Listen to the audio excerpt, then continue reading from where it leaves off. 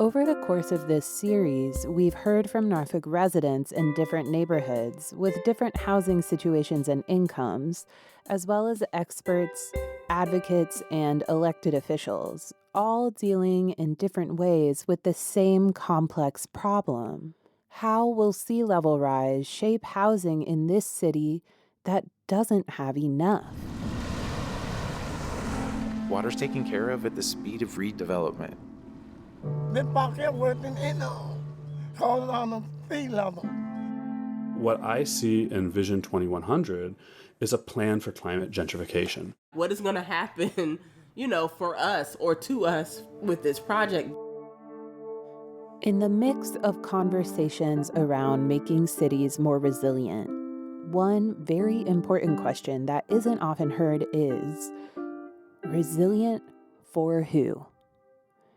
In this episode, we'll look at two different approaches to resilience and their implications for the people who will experience the effects of sea level rise first and worst. We'll hear both top-down and bottom-up approaches to resilience and how those angles reflect different values. Most of the time, when coastal scientists and Norfolk City officials talk about resilience, they use that word to mean a mix of flood-proofing combined with an economic safety net. To people dealing with the ongoing threat of displacement, resilience might look and feel more like a place where anyone can continue to live happily. These definitions don't have to be in conflict, but sometimes they are. Top-down approaches to resilience tend towards large-scale infrastructure projects that physically and politically protect economic assets first. This kind of project tends to conceive of climate change disaster as one big, spectacular event, like a hurricane. Big solutions have big effects, but they leave some residents behind. On the opposite end of the pyramid, bottom-up approaches aim to meet the expressed needs of people who are most affected by the problems at hand, empowering them to work together to advocate for themselves and for each other. This kind of approach often uses grassroots strategies, building structures to support what affected people are saying that they want and need.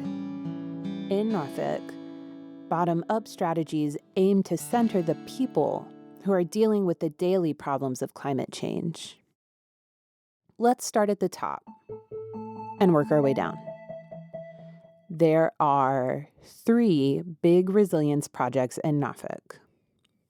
First, the St. Paul's Transformation, which will successfully decrease flooding by intentionally surfacing a suppressed creek. It'll also add more apartments to the housing supply downtown. Unfortunately, this project comes at the high cost of displacing a high percentage of mostly Black residents of the public housing in the area being redeveloped. We've seen this before. Efforts to promote economic development result in displacing Black residents. Monet Johnson, advocate with New Virginia Majority, had this to say about it in episode 3.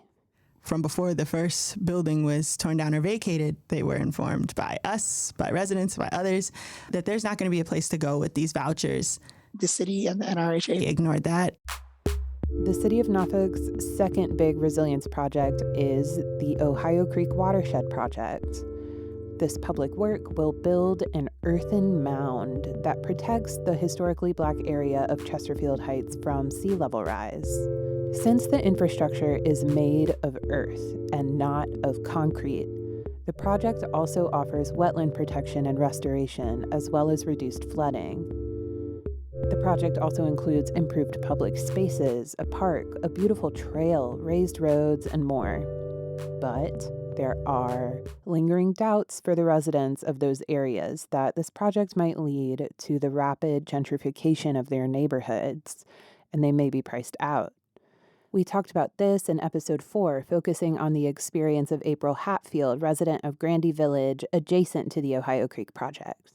It should not be that you are displacing someone else because of the way you want something to look. I feel like that kind of is the mindset. Bigger even than St. Paul's or the Ohio Creek Project is Norfolk's downtown flood wall. This is also the most expensive project. It is essentially a 6 to 7 foot tall cement wall. It stands between downtown and the water, with a gate that opens and closes. When the gates close, the city is protected from the storm surge that comes from the outside. Skip Stiles, the ecologist and advocate from Wetlands Watch. But the water that's in the creeks and rivers in Norfolk can't get out, and so it just sits there. And then if you've got rainfall associated with it, all of that pollution goes into the water, and if it's held long enough, then you begin to get algal blooms and hypoxia and things like that. But we don't know where that threshold is because we don't know how many times a year they're going to close the gates. Ideally, the gates are only closed a few times a year during significant storm surges. Storm surges come from the ocean when a lot of water piles up due to wind or storms that are happening at sea, and then all that water blows inland. It's not the same as a lot of rain falling on Norfolk, and is also not the same as sea level rise. It is designed only to protect the city against a storm surge. It does not protect the city against rain flooding. It does not protect the city against sea level rise. In the interim, sea level rise is going to continue. The question is, all right, we're going to protect ourselves from the storm surge, which is a necessary piece of this. What do we do about the rainfall and the gradual, inexorable rising of the sea?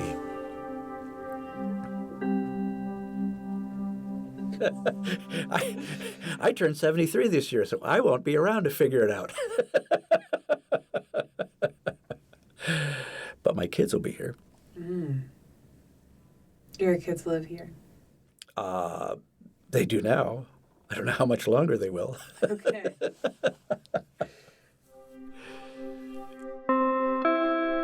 Seawalls respond to some of climate change's most spectacular effects, major coastal storms and hurricanes.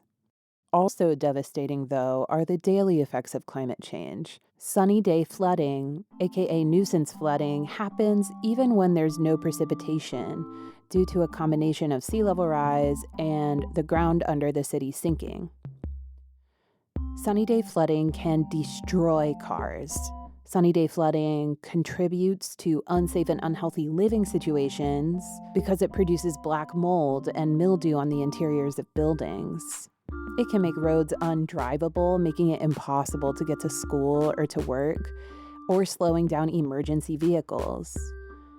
The seawall does nothing for sunny day flooding. What the seawall does do, though, is already exist. It was built in 1971, and what the city is doing now is expanding it as part of a 5-step resilience plan that also includes levees and pump stations. If you look at a map of Norfolk and where the seawall will protect, it only covers the downtown area where most of the business and high-rent housing is concentrated. It also includes where the brand new units of St. Paul's will be. There are still large parts of the city without substantial plans for protection. Berkeley Campostella. This is Norfolk Mayor Kenny Alexander. Okay. And I see where... This is from a presentation to City Council about the flood wall and other flood resilience projects in Norfolk from May 24th, 2022. Without protection, Berkeley is pushed to Portsmouth almost. Mayor Alexander is looking at a map of Norfolk that shows sea level rise projections both without and with city interventions. The map is zoomed in on the south side, a sliver of the city that is separated from the mainland by the mile-wide Elizabeth River. The south side is made up of the neighborhoods Berkeley, Campostella, and Campostella Heights. And with the protection, let's see what it looks like. Filling basements, raising homes and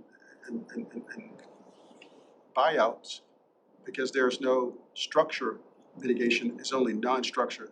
We've gone through and prioritized. Since the South Side won't be protected by the seawall, three main tactics are proposed to protect the area from going completely underwater: raising homes on stilts, filling the basements to make them floodproof, and having the city buy homes so residents can relocate inland to another city. I think that we need to be very open and very clear. That's the policy. If that's the direction that we want to go in, I think that's a conversation that we need to have at this council level. If there's not going to be any structural protection for the South Side. So we're going to be filling basements, raising homes, and buyouts. So I just want to make sure that we just don't gloss over that, because that is serious. It is serious.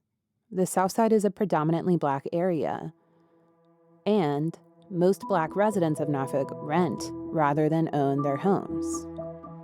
This is directly related to some of the historical issues we reported on earlier in the season.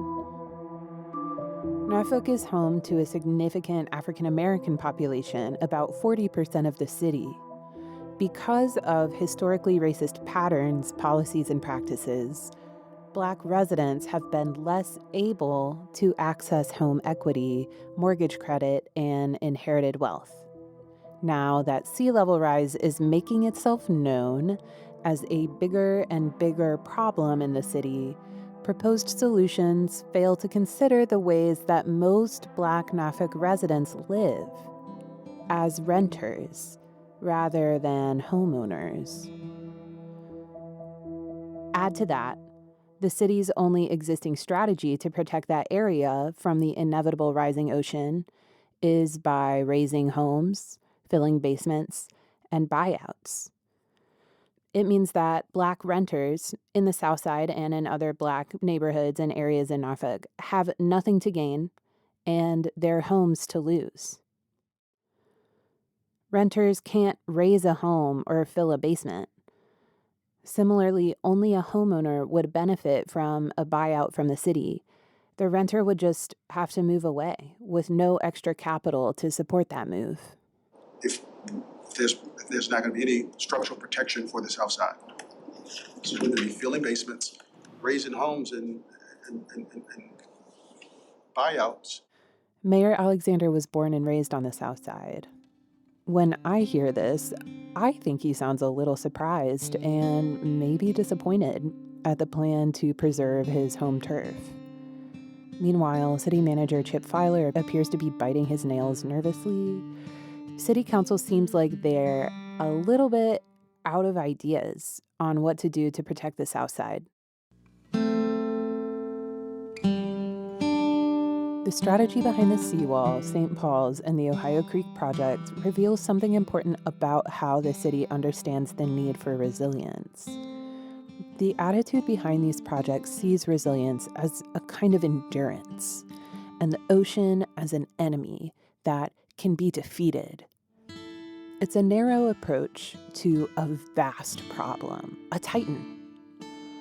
In 2022, the International Panel on Climate Change published a report that calls out seawalls as an example of what not to do for resilience. Because they don't have a system-wide impact, the IPCC calls seawalls maladaptive solutions that put vulnerable people and ecosystems at more risk.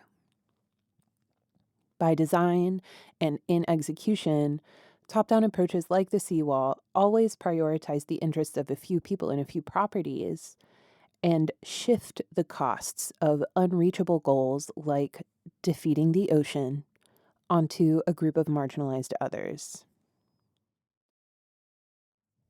That's not to say that there is resistance to the seawall. No one is saying don't build the wall. It's just clear that the wall is not enough. So you got your sea level rise protection and storm surge protection. So yay. So you're doing is all this stuff and yay, I'm glad, right? But please, please don't leave out others. What does give me pause is this could be a prelude of here are the folks who are going to be sacrificed. And, there's just not a whole lot we can do. That's what I hope doesn't happen. Kim Sudderth is a Norfolk resident, community leader, and environmental justice organizer. She was also the 2022 Repair Lab practitioner in residence. Here, she's reflecting on the gaps left by the city's big resilience projects. Kim has grown familiar with these gaps through her experiences in advocacy. I am a climate and environmental justice advocate professionally since 2016. Currently, I am vice chair of the Norfolk Planning Commission. I also chair the Environmental Justice Committee for the Norfolk NAACP. Just a lady that loves Norfolk, from climate work and environmental work to justice for women, housing equality. Just a lady that loves her city and the people that live in it and just wants best for everybody. As a community leader and environmental justice advocate, Kim is someone who is invested in developing something that centers people who are falling through the cracks of other solutions. In Norfolk, one of those groups is Black renters. They are unlikely to benefit from solutions like the seawall. I'm grateful that these interventions, these structural interventions, I'm grateful that there is a plan that's going to protect at least 80% of the city. I'm really, really concerned about those areas that are relatively unprotected. Kim spoke with me about an idea she's working on. It's a proposal for a project that would offer support to folks who may not receive the benefits of the city's resilience strategies. Well, it started as a wonder. I just wondered, how does climate change, and specifically in Norfolk, flooding, how that intersects with our current housing crisis or gentrification long term? We have this really long and sustained shift in our climate and how much of our city is just going to be underwater. That won't be a sudden thing. It'll be slow and insidious. And what about those refugees? Where might they go? That was the wonder. Doing the research as far as the disproportionate homeownership by race, right? Black people make up a little over 40% of the city of Norfolk, but less than 30% of the homeowners, and almost 60% of people living at or below the poverty line. These are the same folks, right? Poor, Black, all of the things that they're going to be impacted by climate change first and worst. So we add all of that together, thinking about what can we do policy-wise to help folks who don't own a home, because much of the current solutions are centered around people who own a home. So how do we help folks that don't actually own a home and those people who are in a position where access to home ownership is limited? When Kim says we here, she's talking about herself and postdoctorate research associate Jonna Yarrington, as well as assistant Alana Bell with the Environmental Justice Policy Clinic at UVA. The purpose of the policy clinic was to leverage the resources of the University of Virginia to help answer pressing questions about climate change posed by community leaders like Kim. The clinic has two responses to the question of how to help folks that don't own a home. One is a flood insurance cooperative where renters can access the benefits of flood insurance in case their residence floods. As things are right now, renters have little control over their fate when it comes to flooding. Landlords have no requirement to warn renters about flooding, and although they can opt into flood insurance, most renters don't have it. So when their residence floods, there's no backup for them. The clinic's other response to how to help non-homeowners is a community-controlled land trust that lowers the cost of purchasing a new home. In this hypothetical land trust, a nonprofit owns land on which houses can be bought and sold at a lower price because the purchaser is only buying the home, minus the cost of the land. Kim wanted to make sure that her ideas were grounded in community from the get-go. We want to make sure that we're focused on, again, the people who are most vulnerable. So we held a focus group, but we were calling them salons because we're fancy. Does anyone want to add anything to the light change ad board before I start wrapping up? The first salon took place in June of 2022 at a bistro in Norfolk's Park Place neighborhood. And we invited folks out. We had about 7 or 8 people come out with their families, which was exciting. We had some kids there too. And we made sure that everyone had dinner and had a chance to really commune. And I think we had a lively group. And we talked a lot about, what are your current attitudes about housing? The availability of it, the affordability of it. What are your attitudes about flooding? What do you think a landlord could do or should do if you experience property damage by flooding? Questions like that. And we went back and kind of synthesized the data that we got, and we ended up with the scaffolding of these 2 policies.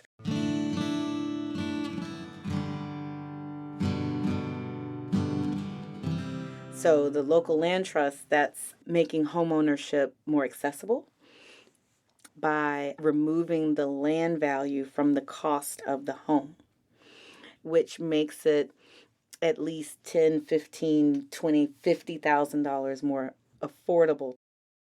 The land itself remains in ownership with the trust and whomever is holding the trust. A community organization like a civic league or a homeowners association, some official not-for-profit organization manages these land trusts. A civic league is a community organization that represents a neighborhood, but with less power than the city government. And Norfolk city government will sometimes consult with the civic leagues to make decisions that impact neighborhoods.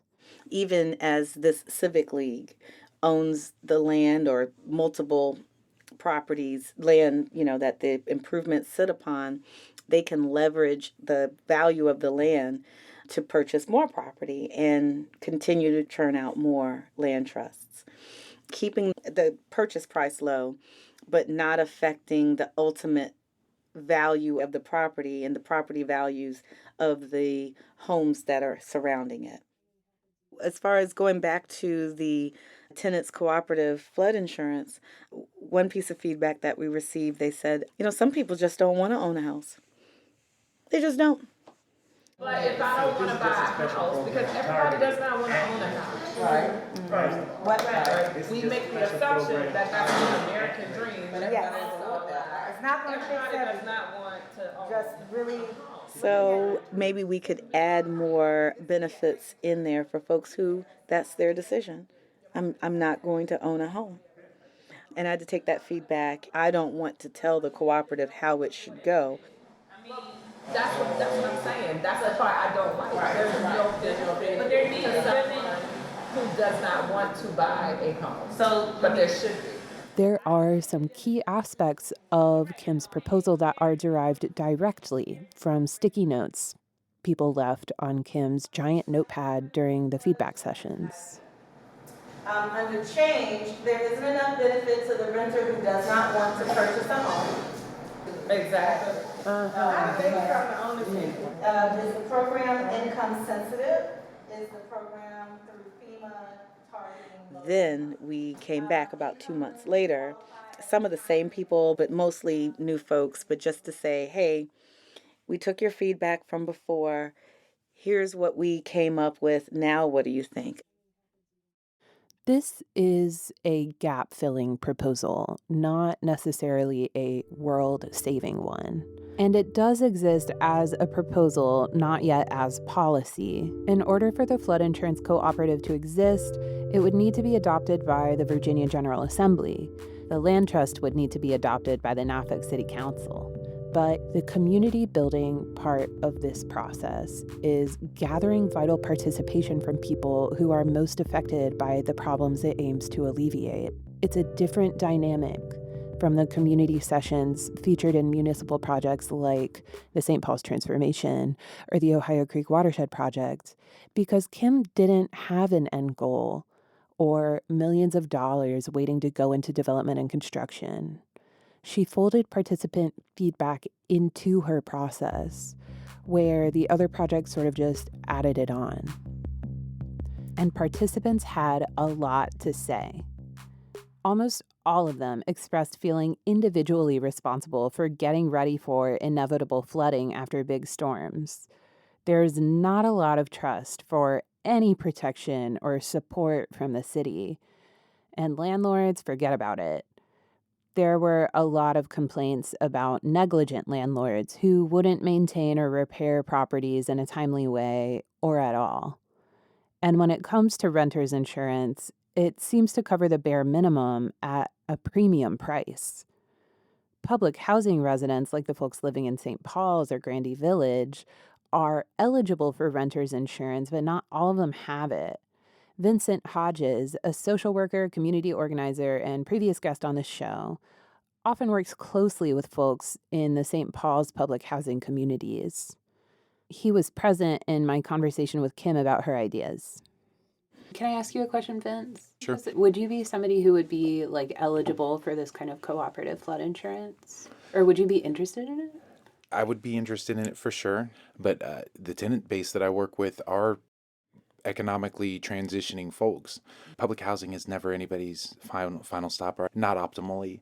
There are opportunities for folks, like Kim said, to age in place using those programs. This literally gives folks an opportunity to kind of get a nest egg saved up and then transition to.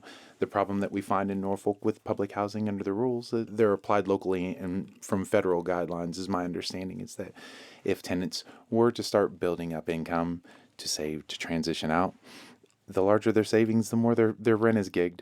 And so it's just a self-licking ice cream cone. It turns into nothing, an evolution that particularly Black women can't get out of. So yes, I'd be very interested in it to make sure that there was advocacy at the doors for sure.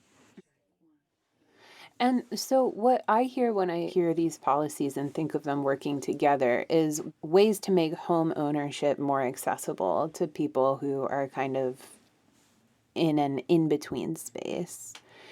Can you talk about sort of the big picture of how that making home ownership more accessible helps with some of the problems around housing and housing scarcity that flooding is kind of creating in Norfolk? Good job. Thanks. I just my mountain accent. We just put R's in other places like water and here we are removing an R. Yeah, I know. I'm just trying to catch up, but it's almost like folks are having to choose between two evils. Either I can find a place that does not experience as much recurrent flooding, but the rent is probably going to cost more, or I can find something that's affordable, but I'm probably going to lose my car because of flooding. So you have to pick which one that you can live with and take your chances. We were also looking at trends and folks who are moving away from the coastline. If they're leaving those areas, where are they settling? We talk about gentrification, and it's not this abstract idea. Real people are moving from one place and moving to another, limiting the inventory of homes in established neighborhoods. So as I think about these two programs, my hope is that that's a springboard for folks that otherwise may not have had a couple $1,000s to put toward a down payment. My hope is that folks who currently live in the neighborhood and maybe they've been renting there for the longest time. I really want to stay in my neighborhood, and maybe this program allows me the opportunity to do that. That's what I'm hoping. Yeah.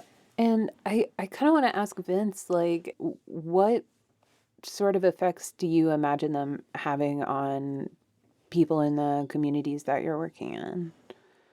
Well, I think the first thing that is important for us as a people to transition is keeping our eye on safe, dignified, and affordable housing.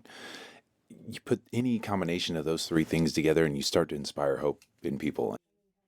I think that it would be a morale boost for the community. The reason why these land trusts are so important is because it gives the Civic League the power to advocate for its own residents and its own constituents. Mm-hmm. So residents are not just looking for a for sale sign and a realtor that's going to help them out.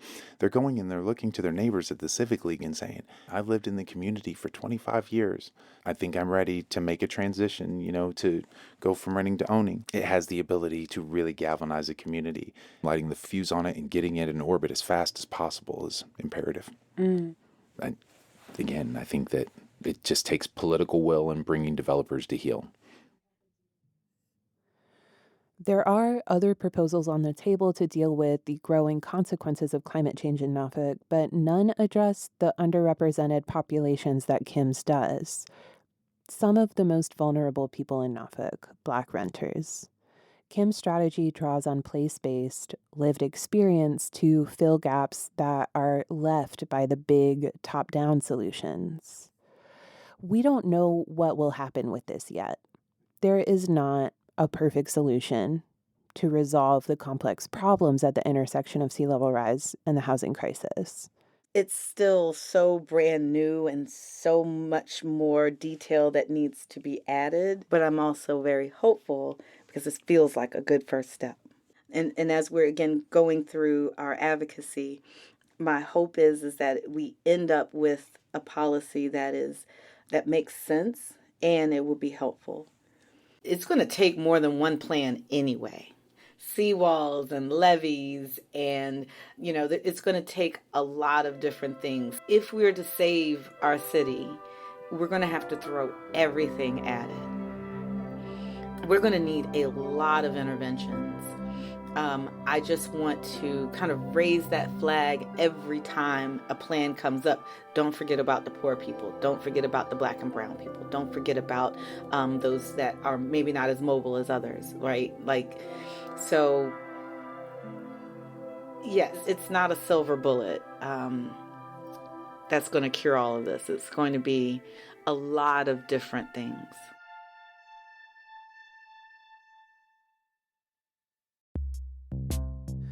Follow us on Twitter or find us online at twotitans.org, twotitans.org.